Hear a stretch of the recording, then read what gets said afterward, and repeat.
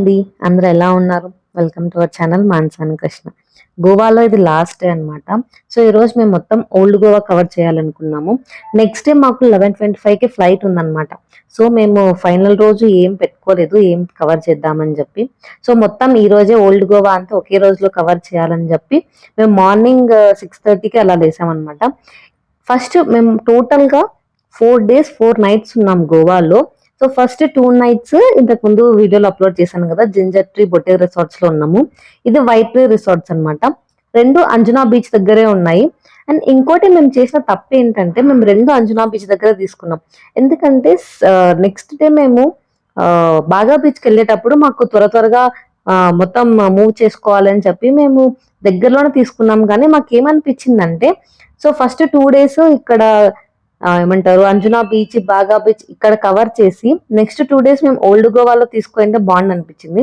ఒకవేళ మీరు only north Goa try చేయాలి అనుకుంటే ఇక్కడ 2 days అండ్ ఓల్డ్ గోవాలో 2 days అలా ప్లాన్ చేసుకోండి. మేమైతే ఫస్ట్ ఫౌంటైనర్స్కి వచ్చాము ఓల్డ్ గోవాలో. ఈ ఫౌంటైనర్స్ ఎందుకు ఫేమస్ అంటే ఇక్కడ ఉన్న హౌసెస్ అన్ని కలర్ఫుల్ గా పోర్చుగీస్ స్టైల్లో అండ్ ఓల్డ్ యూరోపియన్ ఆర్కిటెక్చర్ ని ఇన్ఫ్లుయెన్స్ చేస్తూ నారో స్ట్రీట్స్ ఉంటాయన్నమాట. ఇంకో మెయిన్ థింగ్ ఏంటంటే ఇది టూరిస్ట్ అట్రాక్షనే కానీ ఇది గవర్నమెంట్ ఏమీ మెయింటైన్ చేయట్లేదు దీన్ని. ఇక్కడ పార్కింగ్ ఫీజ్ కానీ ఎంట్రీ ఫీజ్ కానీ ఏమీ లేదనమాట. ఇది ప్రైవేట్ కాలనీ. సో ప్రతి ఒక్క ఇంటి దగ్గర వాళ్ళు నో ఫొటోస్ నో వీడియోస్ అని పెట్టారు. ఎందుకంటే వాళ్ళకు వచ్చిన వాళ్ళందరూ ఇక్కడ ఫొటోస్ వీడియోస్ తీసుకుని డిస్టర్బెన్స్ గా ఉంటుందని చెప్పి. సో మేము ఇక్కడ తీసుకున్న ఫొటోస్ అండ్ వీడియోస్ అన్ని కొంచెము వాళ్ళు ఎక్కడైతే ఎవరు లేరో అక్కడ వెళ్ళి తీసుకున్నాం అనమాట. మధ్యలో పోలీస్ పెట్రోల్ కూడా జరుగుతూ ఉంటుంది. సో మేమైతే ఎవరిని డిస్టర్బ్ చేయకుండా మాకు కావాల్సిన ఫొటోస్ రీల్స్ తీసుకొని వచ్చేసాం. ఈ ప్లేస్ లో మేము ఒక రీల్ చేసాము, అది ఆల్రెడీ ఇన్స్టాగ్రామ్ లో అప్లోడ్ చేశాను నేను. ఇక్కడ యూట్యూబ్ లో కూడా షార్ట్ లాగా అప్లోడ్ చేస్తాను, ఇంట్రెస్ట్ ఉన్న వాళ్ళు చెక్అవుట్ చేయండి. గోవాలో ఇదే last day and most tiring day అనమాట. 1 day లో మేము 4 places కవర్ చేసాము. సో మేము ఫౌంటైనర్స్ నుంచి ఆల్మోస్ట్ 11:45 to 12కి స్టార్ట్ అయ్యామన్నమాట. ఫుల్ ఎండబడుతుంది, పైగా ఫొటోస్ అంతా డైరెక్ట్ అట్లా నించుకొని చాలా టైర్డ్ అనిపించి మేమైతే ఇక్కడ కొబ్బరి బొండం తాగుతున్నాము. ముందు రోజు బాగా బీచ్ నుంచి వచ్చేటప్పుడు కూడా తాగాము. లిటరల్లీ మాకు లంచ్ కి అయితే ఎంత కాస్ట్ అవుతుందో అంత కాస్ట్ అయిందనమాట ఈ కొబ్బరి బొండాల దగ్గరే. ఒక్కోరం 2-3 తాగామన్నమాట. సమ్మర్ మొత్తంలో ఎన్ని కొబ్బరి బొండాలు తాగుతామో మేము ఈ గోవా ట్రిప్ లోనే అవి కవర్ చేసేసాము. అంత డిహైడ్రేటెడ్ గా అనిపించింది అనమాట. కంటిన్యూస్ గా తిరుగుతూనే ఉన్నాం. గోవాలో బీచెస్, కెసినోస్, ఫ్రెంచ్ కాలనీస్ ఇవన్నీ టూరిస్ట్ ప్లేసెస్ అయితే, అండ్ వీటితో పాటు చర్చెస్ కూడా టూరిస్ట్ ప్లేసెస్ అన్నమాట. అండ్ మేము వచ్చేసి అన్ని చర్చెస్ మేము కవర్ చేయలేము. So most famous church cover చేద్దామని చెప్పి the basilica of balm Jesus అనే చర్చ్కి వచ్చాము.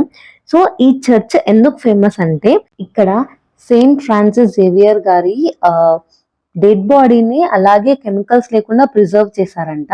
ప్రతి 10 years ఒకసారి కిందికి దించుతారంట. అండ్ క్రిస్మస్ అయితే ఎలాగైతే ప్రతి ఇయర్ సెలబ్రేట్ చేసుకుంటారో 3 months or 3 years ఒకసారి సెయింట్ ఫ్రాన్సిస్ జేవియర్ డే అని కూడా సెలబ్రేట్ చేసుకుంటారంట. ఈయన క్రిస్టియానిటీ గురించి, జీసస్ చేసిన మంచి పనుల గురించి, అలాగే కష్టాల్లో ఉన్న వాళ్ళకి హెల్ప్ చేయడము, ఇలాంటి మంచి పనులన్నీ చేసేవాళ్ళంట. సో ఆయన గుర్తుగా ఆయన శవంని ఇక్కడే పెట్టి, సో వాళ్ళు దీని వచ్చేసి పుణ్యస్థలంగా భావిస్తారంట. ఇంకోటి ఏంటంటే గోవాలో మేము చాలా ప్లేసెస్ కవర్ చేసాము. సో బాగా బీచ్ తర్వాత నేను ఎక్కువ క్రౌడెడ్ ఉన్న ప్లేస్ చూసింది ఈ చర్చ్ లోనే అనమాట. చాలా మంది ఉన్నారు. మేము అనుకున్నాం యాక్చువల్లీ ఎక్కడా జనం లేరు, అంత జనం ఇక్కడ ఉన్నారు అని చెప్పి. పైగా కన్స్ట్రక్షన్ లో కూడా ఉండిందనమాట. సో ఎక్కువ స్లోగా లైన్ బై లైన్ పంపిస్తూ ఉన్నారు జనాలనైతే. నేను యాక్చువల్ గా అనుకున్నది ఏమంటే ఆయన యొక్క బాడీని కిందనే పెడతారేమో, సో డైరెక్ట్ గా చూసే ఛాన్స్ ఉంటుందేమో అనుకున్నాము. కానీ అలా లేదు, కొంచెం పైన పెట్టారు. అసలు అక్కడ ఉంది అని కూడా మేము తెలుసుకోలేకపోయామన్నమాట, అసలు కనిపించట్లేదు. సో నేనైతే ఇంటర్నెట్ లోంచి ఫొటోస్ డౌన్లోడ్ చేశాను. అక్కడ వాళ్ళు గైడ్స్ ఉంటారు, వాళ్ళు చూపించేవి కూడా చూసి ఓకే ఇలా ఇక్కడ ఉంటారా, అక్కడ ఉన్నారు అని చెప్పి మనకు అనిపిస్తుంది అంతేగాని క్లారిటీగా ఏం కనిపించదు. నేనైతే గూగుల్ నుంచి ఫొటోస్ డౌన్లోడ్ చేసి ఇక్కడైతే పెడతాను, చూడండి. నాకు తెలిసింది చెప్పాను అండ్ కొంచెం ఇన్ఫర్మేషన్ నేను సర్చ్ చేసి చెప్పాను. ఇందులో ఏమైనా తప్పు చెప్పింటే కన్నా ప్లీజ్ క్షమించండి.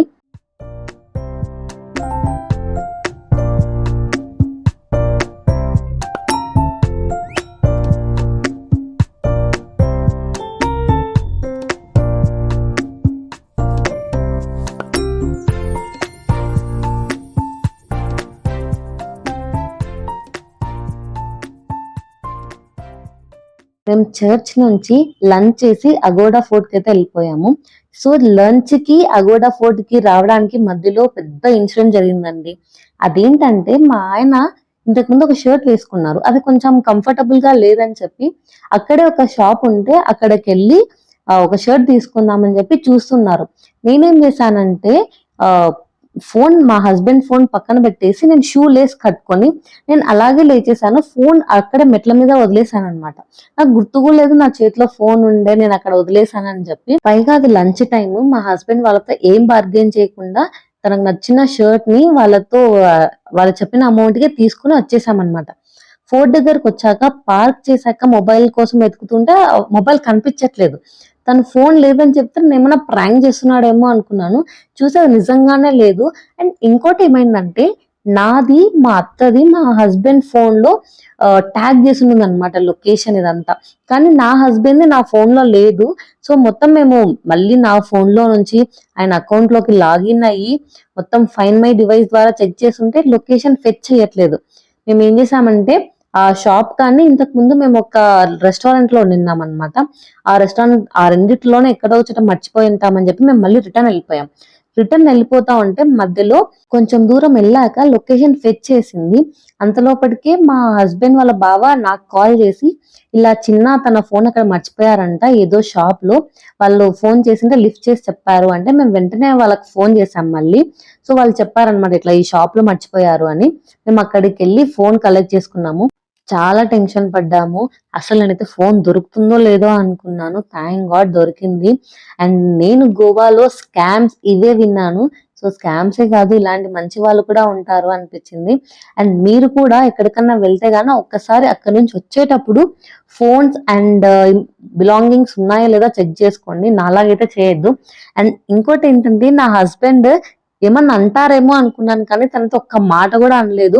అండ్ వెళ్ళేటప్పుడు కూడా ఏమన్నా సీరియస్ గా ఉన్నారేమో దాని గురించి అడుస్తారేమో అనుకున్నాను కానీ తనతో ఒక మాట కూడా అనలేదు. అగోడా ఫోర్ట్ వచ్చేసి సన్సెట్ వ్యూ కి మోస్ట్ ఫేమస్ ప్లేస్ అన్నమాట. కానీ కొన్ని రిస్ట్రిక్షన్స్ వల్ల దీన్ని 5:30కే క్లోజ్ చేసేస్తారు. ఇంకో ఫోర్ట్ ఉందన్నమాట, అదైతే 5కే క్లోజ్ చేస్తారు. సో మేమైతే ఇంకా అక్కడ నుంచి ఇంకా నెక్స్ట్ సింక్వేరం బీచ్ కి వెళ్దామని చెప్పి వెళ్తున్నాము. అర్చన ఏమో కొన్ని మూవీస్ షూటింగ్ ఇక్కడే చేశారని చెప్తుండే మా హస్బెండ్ అస్సలు నమ్మలేదు. ఎందుకంటే దీనికి ఇంతకు ముందు ఒక ట్రాజెడీ జరిగింది అనమాట. ఆల్రెడీ మా హస్బెండ్ నమ్మి ఫూల్ అయ్యారు. సో అందుకు ఇక్కడ నేను నమ్మను, ఎంత చెప్పినా నమ్మనని అంటున్నారు. అండ్ ఇక్కడ గోవాలో the most famous places before after ఎలా ఉన్నాయని చెప్పి ఇక్కడ ఫొటోస్ పెట్టారనమాట. సో చాలా చేంజ్ అనిపించింది నాకు బిఫోర్ కి ఆఫ్టర్ కి. సో అందుకే నేను ఇది కూడా కవర్ చేశాను. అండ్ ఇక్కడ నుంచి మేము సింక్వేరియం బీచ్ కి వెళ్ళామన్నమాట. సన్సెట్ వ్యూ బాగుంటుందని చెప్పి. అండ్ మనమైతే ఏదైతే ఖచ్చితంగా చూడాలనుకుంటామో కొన్నిసార్లు అది అదృష్టం ఉంటేనే అవుతుంది కదా. నేనైతే గోవాకు వచ్చింది లైక్ సన్సెట్ వ్యూ చూద్దాము, కనీసం ఒక్క రోజన్నా కవర్ చేద్దాం అనుకున్నాము. కానీ బ్యాడ్ లక్, అసలు మేము వెళ్ళాక క్లౌడ్స్ వచ్చేసాయన్నమాట. సన్సెట్ అయితే మేము చూడలేకపోయాము. అంజునా బీచ్ ఏమో కామ్ అండ్ పీస్ గా ఉంటుంది. బాగా బీచ్ ఏమో ఫుల్ రష్ ఉంటుంది. ఈ సింక్వేరియం బీచ్ వచ్చేసి ఒక ప్రైవేట్ బీచ్ లాగా ఉంటుంది అనమాట. సో ఇంకా రష్యన్ సైడ్ బీచెస్ అవి ఉన్నాయన్నమాట. మేమైతే అవి కవర్ చేయలేకపోయాము. ఎందుకంటే ఓల్డ్ గోవా ఒక సైడ్ ఉంటే ఆ బీచ్ ఇంకో సైడ్ ఉంటుంది. సో మేమైతే ఓల్డ్ గోవాలోనే కవర్ చేయాలని చెప్పి మేము ఇంకా ఆ బీచ్ వెళ్ళలేదు. ఒకవేళ ఎవరైనా ప్లాన్ చేసుకుంటే కన్నా ఆ బీచ్ కూడా కవర్ చేయండి, చాలా బాగుంటుంది. లాస్ట్ డే కదా గోవాలో అని చెప్పి మేమైతే కుదిరినంత సేపు ఈ బీచ్ లోనే ఉండి బాగా ఎంజాయ్ చేసి నైట్ 7-8 ఆ టైంలో వెళ్ళిపోయాం. ఎందుకంటే మళ్ళీ 20 కిలోమీటర్స్ వెళ్ళాలన్నమాట సింకేరం బీచ్ నుంచి మేమున్న రిసార్ట్కి వెళ్ళాలంటే. సో వెళ్ళి ఫ్రెష్ అప్ అయ్యి మొత్తం లగేజ్ సర్దేసుకొని మార్నింగ్ మేమైతే ఇంకా 8 అలా లేచి ఫ్రెష్ అప్ అయ్యి డైరెక్ట్ గా ఎయిర్పోర్ట్ కి అయితే స్టార్ట్ అయిపోయాము. ఫస్ట్ మేము స్కూటీస్ తీసుకున్నామని చెప్పాము కదా, ఇప్పుడైతే హ్యాండ్ ఓవర్ చేస్తున్నాము. సో హ్యాండ్ ఓవర్ చేసేటప్పుడు డీప్ గా చెక్ చేస్తారని చెప్పాము కదా. సో ఇక్కడైతే వాళ్ళు కంప్లీట్ గా డీప్ చెక్ చేసి ఏమన్నా మన వల్ల ఏదైనా తగిలితే గన దానికి అమౌంట్ పే చేయించుకుంటారు. మేమైతే దానికి మా వల్ల ఏం తగలలేదు. సో మేము వచ్చేసి అక్కడ నుంచి క్యాబ్ బుక్ చేసుకొని ఎయిర్పోర్ట్ కి అయితే వచ్చేసాం. గోవాలో 4 days 4 nights ఉన్నాం, కానీ నాకైతే 4 days ఉన్నామా అనిపించింది అనమాట. అసలు ఎంత ఫాస్ట్ గా అయిపోయాయో. సో నెక్స్ట్ అయితే మేము సౌత్ గోవా ప్లాన్ చేయాలి, కానీ ఇప్పట్లో కాదు, కొంచెం టైం తీసుకొని ప్లాన్ చేద్దాం అనుకున్నాము. సో ఫైనల్లీ గోవా మా బకెట్ లిస్ట్ లో నుంచి చెక్డ్ లిస్ట్ లోకి వెళ్ళింది అనమాట. సో మేమైతే ఇంకా ట్రావెల్ వ్లాగ్స్ చేయాలని అనుకుంటున్నాము. నెక్స్ట్ అయితే వార్కలా ప్లాన్ చేస్తున్నాము, ఏదైనా వీకెండ్ లో వెళ్ళేసి వద్దామని. సో ఆ వీడియోస్ అన్ని మీరు మిస్ కాకూడదు అనుకుంటే మా ఛానల్ ని సబ్స్క్రైబ్ చేసి ఆల్ నోటిఫికేషన్ సెలెక్ట్ చేసుకోండి. సో మేము ఇలా వీడియో పెట్టగానే మీకు అలా నోటిఫికేషన్ వస్తుంది అనమాట. అదండి ఇవాళ వీడియో. ఈ వీడియో కనుక నచ్చితే please like, share, comment, subscribe to our channel. Thank you for watching. See you next video. Bye.